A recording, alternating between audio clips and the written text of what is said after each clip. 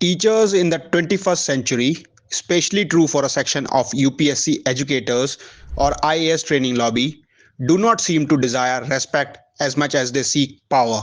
Awadh Oja or Oja Sir recently joined Aam Aadmi Party in Delhi. Though he went there wearing a tracksuit, the show was grand and involved big AAP leaders like National Convener Arvind Kejriwal and former Deputy Chief Minister Manish Sisodia. Thanking them for welcoming him, Oja said, "I would like to thank you for giving me the opportunity to join politics and work for the education sector. Education is a medium that forms the soul of families, societies, and nations. Every great nation has had education as a key foundation in its rise." Oza's vow to work for the betterment of the education sector stems from the fact that he has spent most of his last 20 years serving as a teacher for various coaching institutes. Born in Gonda, Uttar Pradesh, Ojha has taught at renowned coaching institutes like the ABC Academy of Civil Services, Chanakya IAS Academy, Unacademy, and Bharat Thakur IAS Academy, among others. However, UPSC aspirants will attest to the fact that it was his stint at Bajirao and Ravi that made him a famous face among students. He used to teach world history there, and due to his coaching being the top name in the industry, Ojha's fame just exploded in the circle. Incidentally, he was liked more by students than his colleagues. We will delve deeper into it later. Later, he opened his own IQRA IAS coaching institute in Pune, Maharashtra, claiming to provide education at an affordable rates. NDTV says it charges anywhere between 3,000 to 23,000. However, ICRA IAS website itself contradicts this, as fees for many courses go as high as 75,000 rupees. Then there is also Awadh Oja classes, whose fees is around a whopping 1,60,000, by no means a cheap one. Despite these lofty fees, Ojha is known for anything but teaching. He has earned his fame through extreme braggadocio and painting larger than life figures of successful people, even going to the extent of giving tone deaf praise for dreaded terrorists like Osama bin Laden. Another worrisome fact is that he had sought tickets from both BJP and Congress before the 2024 elections. It was only after these talks failed that he went halfway. What is the issue here? In a way, he is saying that except for opportunism, there is no ideology involved in his politics, which seems pragmatic since our political setup is like that. But ideological deprivation has two angles to it. One is serving people at any cost, and the second is grabbing power at any cost. Looking at how errant he has been behaving in online reels, videos, and on stages, it is not tough to guess what his ultimate motive is. Ojha is not the only person who made his name through controversies and viral reels. One of the biggest names in this industry is Vikas Divyakirti, the omnipotent man of the UPSC coaching called Drishti IAS. In 2022, Divyakirti was in controversy regarding his comments on Bhagwan Ram, where he claimed that Ram compared Sita Ma to ghee licked by the dog.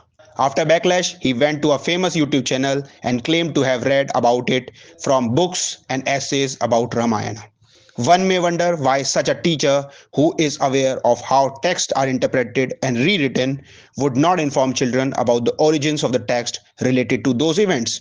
But with time, his more reels related to motivation went viral and the issue died down. Ojha, Divyakirti, Sandeep Manudhane of PT education fame, and Vijender Chauhan are some of the famous teachers who constantly get criticized on social media platforms for their conduct. While one gets it for his behavior, others get it for their political opinions. Take Sandeep Manudhane for example.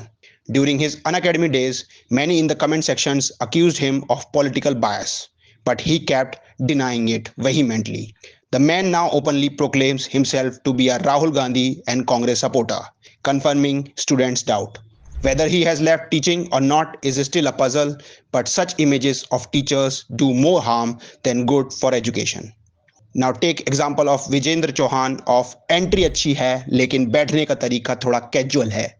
He is famous, or rather say infamous, for searching social justice themes in every historical event. He often advocates for looking at things from an identity angle rather than judging things on their merit and argument. Regarding the nepotism allegation on Chirag Paswan, Chauhan claims that people attack him because he is son of a Dalit. He also says that Jai Shah is not being questioned because he is not Dalit. Firstly, it is factually wrong. Shah is trolled day in and day out, and so is Paswan. But such teachers ignore facts to look at things from a poisonous identity politics angle. His friend circle also consists of out and out casteist people like Lakshman Yadav, who openly claims to be a socialist and actively promotes Samajwadi Party's videos on social media platforms.